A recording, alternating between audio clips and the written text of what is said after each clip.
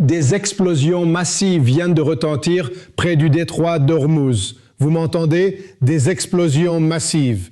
Et pas des explosions civiles, des explosions militaires. Les États-Unis viennent de frapper des sites de lancement de missiles iraniens et des bateaux de la garde révolutionnaire islamique qui, selon le commandement central américain, tentaient de poser des mines dans le détroit. Mais voici le truc étrange. Il y a 48 heures, nous étions en train de négocier un accord de paix. Un accord qui impliquait les États-Unis, l'Iran et le Pakistan comme médiateurs. Et maintenant, il y a des explosions. Maintenant, il y a des morts. Et l'accord que tout le monde disait être sur le point de se conclure, il s'effondre en direct.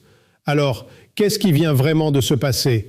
Pourquoi les États-Unis ont-ils lancé ces frappes maintenant, juste au moment où les négociations semblaient avancer? Et qui sabote réellement cet accord de paix? Parce que quelqu'un le sabote, c'est clair. Nous allons découvrir tout cela ensemble. Mais d'abord, vous devez comprendre une chose fondamentale sur la façon dont Trump négocie. Et c'est important parce que ça change tout. Les explosions ont été signalées pour la première fois par les médias iraniens. Tasnim, qui est le service de presse iranien, rapportait 3 explosions massives près de Bandar Abbas. Ali Hashem d'Al Jazeera confirmait que des sources iraniennes lui disaient que des tirs nourris avaient éclaté après que la garde révolutionnaire ait ciblé un navire suivi de chasseurs américains frappant les bateaux navals de la garde révolutionnaire. Plusieurs personnels de la marine de la garde révolutionnaire ont été tués. Plusieurs. Et le porte-parole du commandement central américain, le capitaine Tim Hawkins, a déclaré à Fox que ces frappes étaient défensives. Défensives. Vous voyez le problème ici? Les États-Unis disent qu'ils se défendaient, mais en même temps, ils ciblent des sites de lancement de missiles. Ils éliminent des bateaux. Ils tuent des gens. Ce n'est pas une défense passive. C'est une frappe offensive présentée comme une défense. Maintenant, voici où ça devient vraiment intéressant. Jennifer Griffin, qui couvre le Pentagone pour Fox, rapporte que 2 bateaux de la garde révolutionnaire posaient des mines. D'accord. Mais elle rapporte aussi que les États-Unis ont frappé un site de missiles surface-air à Bandar Abbas. Pourquoi?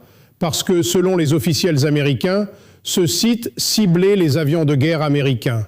Donc, techniquement, oui, c'est une réaction à une menace. Mais regardez le timing. 48 heures avant que ces rapports ne deviennent publics, les frappes ont eu lieu. Et vous savez quoi d'autre? Les médias iraniens ont été sous pression pour ne pas rapporter l'histoire. Pourquoi? Pour ne pas perturber les négociations en cours. Donc l'Iran savait, les États-Unis savaient, et ils ont tous les deux gardé le silence pendant 48 heures alors que les négociations continuaient. Et puis Donald Trump a posté sur Truth Social.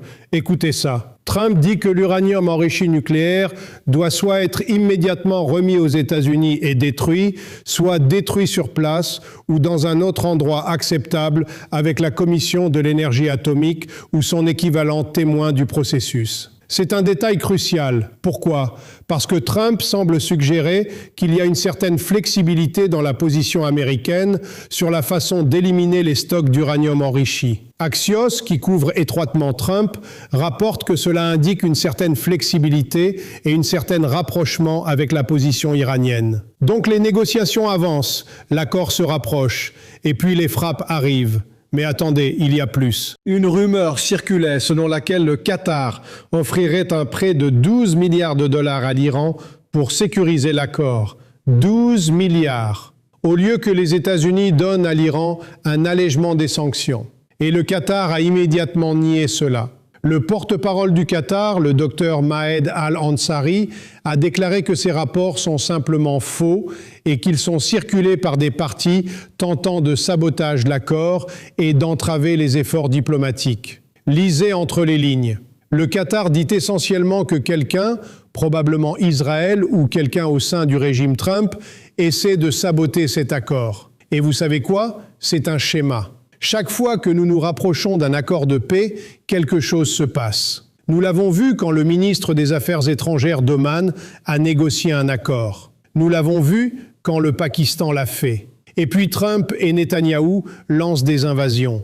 C'est ce qui se passe maintenant. Pendant ce temps, Netanyahou et le ministre de la Défense Katz tiennent des réunions où ils disent qu'ils vont élargir les opérations militaires dans le sud du Liban.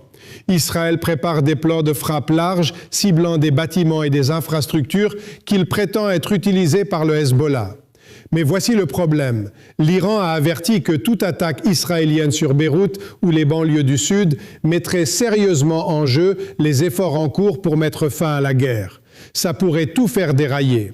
Et puis le régime Trump fuit à Barak Ravid que les États-Unis soutiendraient une escalade de l'implication militaire israélienne au Liban. Donc, pendant que Trump négocie avec l'Iran, Netanyahou prépare des frappes au Liban. Et Trump dit qu'il va soutenir ça. C'est du sabotage diplomatique en direct. Alors, qui sabote vraiment cet accord? Trump dit qu'il veut un accord. Mais chaque fois qu'un accord se rapproche, quelque chose d'étrange se passe. Les frappes arrivent. Les rumeurs circulent. Israël prépare des opérations. Et l'accord commence à s'effondrer. John Bolton, l'ancien conseiller à la sécurité nationale de Trump, vient de dire que Trump est tellement désespérément anxieux d'avoir un accord qu'il peut déclarer comme une victoire que l'Iran le joue. L'Iran l'étire, l'Iran gagne du temps, et tout cela fonctionne à l'avantage de l'Iran. Mais regardez le contexte. Pendant que tout cela se passe, Trump construit un stade UFC en face de la Maison-Blanche. Vous voyez les équipes de construction occupées à installer la nouvelle scène UFC sur la pelouse sud de la Maison-Blanche. Pendant que cet accord de paix supposé s'effondre littéralement et au sens figuré, Trump se concentre sur la construction d'un stade UFC. C'est une parodie complète. Et voici la chose que vous devez comprendre. Les négociations étaient réelles. L'accord était réel. Les États-Unis, l'Iran et le Pakistan travaillaient vers quelque chose. Mais il y a des forces au sein du gouvernement américain et en Israël qui ne veulent pas d'accord. Ils veulent la confrontation, ils veulent les frappes. Et chaque fois que la diplomatie gagne du terrain, ces forces agissent pour la saboter. Alors qu'est-ce qui se passe ensuite? L'Iran va-t-il riposter aux frappes américaines? Probablement pas immédiatement. L'Iran a dit qu'il répondrait aux agressions ennemies de la façon habituelle. Mais l'Iran joue aussi un jeu long. L'Iran sait que si le Liban explose, si le Hezbollah riposte à Israël, si tout cela s'enflamme, alors il n'y aura pas d'accord. Donc l'Iran va probablement rester calme, pour le moment. Mais ce calme ne durera pas longtemps, parce que chaque fois que Trump se rapproche d'un accord, quelque chose d'étrange se passe. Et nous venons de le voir, les frappes arrivent, l'accord commence à s'effondrer, et le cycle recommence.